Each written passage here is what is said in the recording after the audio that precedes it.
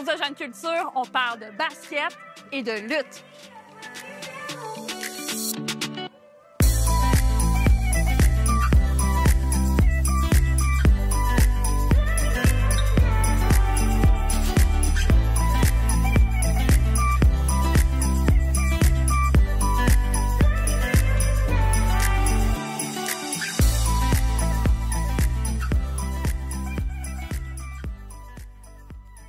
Gracien Douville, on est dans ton garage.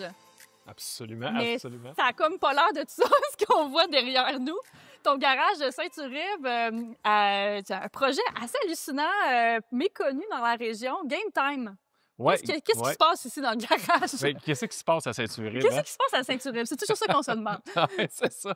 En fait, ce qui se passe que c'est un projet de passion. Là. Ça part de quand j'étais tout petit à aujourd'hui. Puis je me suis dit, faudra jamais que ça arrête, cette passion-là, puis ma chance, finalement, de jouer au basket. C'est un projet qui est né dans... Bon, je cherchais un petit projet pour investir, un petit projet sympathique. Oh oui, c'est ça. Puis dans lequel je pourrais vieillir dans mon sport. Puis, à la base, ça a été fait avec... J'ai fait ça avec ma conjointe Cathy Bolduc. On s'est dit, let's go, on saute dans ce projet-là. On se bâtit un gym de basket chez nous, connecté à notre maison pour être bien. Puis quand ça nous tente d'aller shotter puis d'aller avoir du plaisir l'autre bord, on y va, puis c'est tout. Pour nos filles, pour nous autres, pour nous quatre. That's it. C'était ça l'idée de base. C'était supposé être perso, avec toi, ta famille. Puis Oui. finalement, rapidement, c'est devenu plus que ça. C'est devenu Game Time, finalement. 100 mais dans le fond, ce qui s'est passé, c'est que là, on a fini par... on en parle, puis maintenant aussi, le projet, ça jase un petit peu autour. Là, Un petit peu. À Saint-Uribe, quand on voit un gym se construire, ça se peut qu'on en parle, oui. C'est quoi cette affaire-là là, qui est en train de lever? Fait que là, on répond aux questions des gens. Puis là, rapidement, ça vient aux oreilles de ceux qui jouent au basket. Puis là, hey, comme, tu vas aller jouer chez vous? Tu vas y aller? Ça peut être ouvert au monde, ça, vas-tu? Vas-tu donner des cours, vas-tu? OK, Mais oui. là, la réponse, c'est c'est oui, là. Tu sais, je sais pas, finalement, là, faudra penser à ça. Fait qu'on est parti, moi et ma blonde, là-dedans, puis on s'est dit, let's go, on saute à pieds joints, puis on se part une entreprise. À un moment donné, l'illumination du nom, il nous est venu Game Time, puis on est parti avec ça. Puis, regarde, aujourd'hui, c'est 34 jeunes qu'on va coacher cet été. Là. Puis des jeunes primaires, secondaires, ça ressemble à quoi? Oui, j'ai nouvellement, là, j'ai déjà une cohorte de fête, là, j'ai des jeunes du mini. Fait qu'on parle de 10, 11, 12 ans, juste avant d'arriver dans le fond secondaire. Fait qu'ils se préparent, ils arrivent top shape au secondaire après ça. Puis après ça, je prends tout le secondaire. Puis il y en a quelques-uns même qui décident de dire « Hey, moi, j'aimerais ça me spécialiser un peu plus, donner un petit coup de plus pour réussir à faire le cégep. » Fait qu'on est capable d'aller à ce niveau-là aussi. Puis l'équipe de Saint-Marc-les-Carrières au secondaire, justement, tu la coaches aussi. Donc, il y a comme ces jeunes-là, j'imagine, ceux qui veulent aller plus loin, qui peuvent venir ici jouer au gym. 100 mais il y a beaucoup de jeunes. La plupart des jeunes, ils jouent déjà dans une équipe là, à Saint-Marc. Que ce soit celle que je coach ou les autres équipes, là, ou même le programme de basket qu'il y a à Saint-Marc. C'est beaucoup ces jeunes-là qui viennent ici.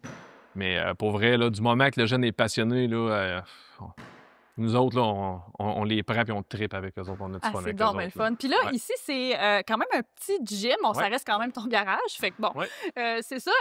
Tu dis que si vous êtes spécialisé en 3 contre 3, moi, j'avais jamais entendu ça en basket. Qu'est-ce que c'est? Oui. Ben, tu sais, c'est certain que notre grandeur de gymnase ne nous permet pas de faire du 5 contre 5 à la base. Puis le 3 contre 3, moi, c'est une discipline que je chéris, là. J'adore ce mode de jeu-là.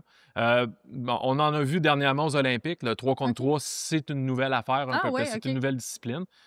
C'est du basket très rapide. 3 contre 3, c'est un demi-terrain. Puis 4-5 joueurs par équipe, that's it. Ça va, c'est assez... Il n'y a pas beaucoup de monde, ça va vite, pense vite. La partie n'est pas longue non plus. C'est le fun à voir aller, là. C'est énergique. Le ballon, entre autres, c'est pas le même. C'est quoi la différence en termes d'équipement? Dans le fond, c'est... Tout est semblable, à différence près que le ballon. On prend le ballon officiel de la FIBA 3 contre 3. Dans le fond, c'est un ballon qui a la grosseur d'un ballon féminin qui est un peu plus petit, avec le poids du ballon masculin. Dans le fond, ça rejoint les deux sexes. Tout le monde, il va jouer avec ça puis il va trouver son compte. Moi, je suis bien curieuse de savoir qu'est-ce qui te fait triper parce que tu coaches des ados. Qu'est-ce que tu aimes là-dedans? C'est trippant parce que moi, je me revois quand j'étais jeune, je me dis avoir eu cette chance-là quand j'étais jeune, là, je l'aurais tout saisi. Fait que là, quand je les vois m'en manger, puis tripper, puis poser des questions, puis je vais aller à un autre niveau, puis je vais avoir la même chance qu'un jeune de Québec dans la région. Ça, c'est très fort pour moi, ça. Absolument. La même chance. Fait que, ou certainement presque la même chance. Fait que, moi, c'est ça qui m'allume. C'est ça qui me fait tripper bien raide. Fait que, puis quand ils reviennent puis qu'ils renouvellent, puis ça fait 3-4 fois qu'ils viennent chez nous, je me dis, crime, d'après moi, on a du fun. Ouais, c'est mission accomplie. Ben, je pense bien. Merci beaucoup, Gracien. Ça fait plaisir. Merci à toi. Madison, dis-moi, qu'est-ce que ça a changé d'avoir un gym comme ça pour te pratiquer? Écoute, moi, ça m'a permis vraiment de m'améliorer dans tous les sens, shotter, dribbler, vraiment à tout. Est-ce que tu y vas des fois avec ton équipe, les filles avec qui tu t'entraînes à Saint-Marc? Des fois, oui, j'en invite quelques-unes ici, puis on se pratique pendant, mettons, 1h30 de temps, puis on se fait des passes et tout. Fait que là, si je comprends bien, c'est ton père le coach. Ouais, pas mal. Comment tu trouves ça?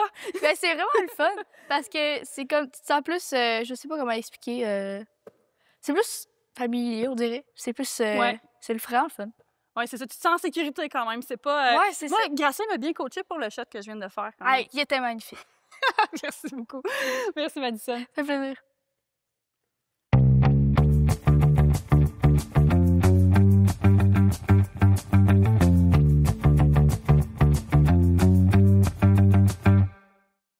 Dès les années 1930, la lutte est le deuxième sport le plus populaire au Québec, juste derrière le hockey. Durant son âge d'or, soit de 1950 à 1980, les combats de lutteurs québécois tels que Yvon Robert, Édouard Carpentier ou Maurice Mad Dog Vachon attirent au Forum de Montréal des milliers d'amateurs. Radio-Canada présente d'ailleurs des diffusions hebdomadaires. Après cette période faste, la SCWF, la Saint-Casimir Wrestling Federation, voit le jour en 1986. Elle présente des combats en dessous d'un chapiteau sur le terrain des loisirs durant le Festival d'été de Saint-Casimir. Des foules de 500 à 800 nostalgiques s'y retrouvent. De 2004 à 2012, la PWA, à Portneuf Wrestling Association, prend la relève et s'installe dans la salle municipale de Saint-Marc-des-Carrières et parfois à l'Arena. Le public est peu nombreux au gala mensuel et varie entre 50 à 100 personnes. Il y a alors plusieurs petites fédérations à travers la province et les lutteurs peuvent aller d'une à l'autre. Elle prépare le terrain à la remontée de la popularité de la lutte au Québec.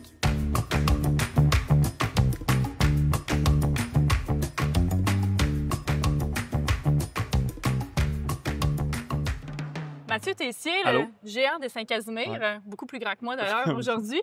Presque pas. On se rejoint sur le bord du ring de lutte à Saint-Marc-des-Carrières. Bon, c'est un événement bénéfice pour l'école secondaire. Tu es venu ici à l'école. Yes. Et dis-moi, bon, tu es devenu lutteur, tu fais toutes sortes d'autres choses aussi, brasseur de bière, entre autres choses. Brasseur de bière, brasseur de monde. Voilà. Tu sais, quelle belle phrase. Mais le secondaire, là, c'est vraiment une période charnière pour tout le monde, je pense, pour se trouver des passions, nos intérêts. Parle-moi un peu de comment l'école ici t'a influencé.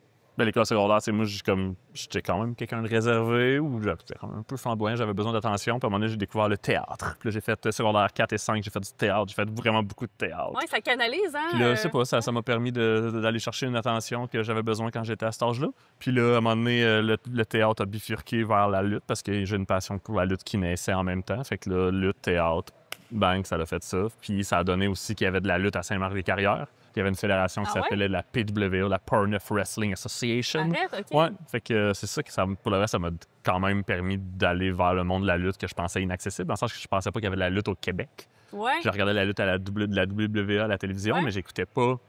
C'était un peu avant l'époque que tout était accessible sur Internet. Là. Internet existait, mais on s'entend que c'était pas avant les réseaux sociaux.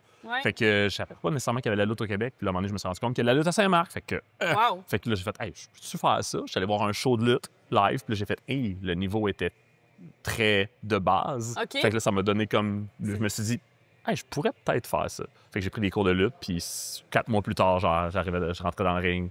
Puis 21 ans plus tard, je suis là. Tu as commencé à quel âge, ça veut dire? 17. À 17, OK. Direct après le secondaire, tu as commencé la lutte ici à Saint-Marc. Puis cette ligue-là, est-ce qu'elle existe encore? Non, cette ligue-là n'existe plus. C'était vraiment un truc qui a été fait par des gens d'ici. Puis ça a existé pendant une couple d'années. Moi, ça m'a permis, pour le vrai, de faire mes classes de façon très amateur. Mais on s'entend que ça m'a permis de développer ma passion. Puis à un moment donné, de faire comme, hey, je m'en vais lutter à Québec. Je m'en vais lutter à Montréal, je m'en vais lutter au Nouveau-Brunswick, c'est comme il y a une couple de places. Puis là, ben, c'est sûr que là, après, maintenant, je lutte beaucoup plus à Québec, puis un peu à Montréal. Mais c'est ça. Mais c'est comme ton camp école ici. Là. T'as été chanceux qu'il y ait ça dans la région, par exemple? Vraiment. J'ai vraiment été chanceux parce que pour le reste, en étant en région éloignée, j'avais pas accès non plus. Les écoles de lutte à cette époque-là, c'était genre Montréal, Québec. Peut-être qu'il y en avait une au Saguenay, mais à part de ça, c'était vraiment, il n'y en avait pas. Là. Fait que... Là, c'est à mode maintenant, mais je veux dire, on s'entend quand t'as commencé, quand t'avais 17 ans, c'était autre chose. Non, c'est clair. Comme marginal. C'était très marginal. Le monde, il riait beaucoup de ça. Ouais, Puis aussi, c'est que les foules étaient pas là. Puis à soir, il va y avoir genre sûrement genre 300-400 personnes. Puis je suis comme, oh ouais, chill. Puis on fait des salles de 500-600, on fait des salles de 2000, tu sais, comme... Non, quand même... c'est complètement autre chose. Puis C'est un autre justement, affaire. ça fait 21 ans que tu en fais. Comment tu vois cette évolution-là?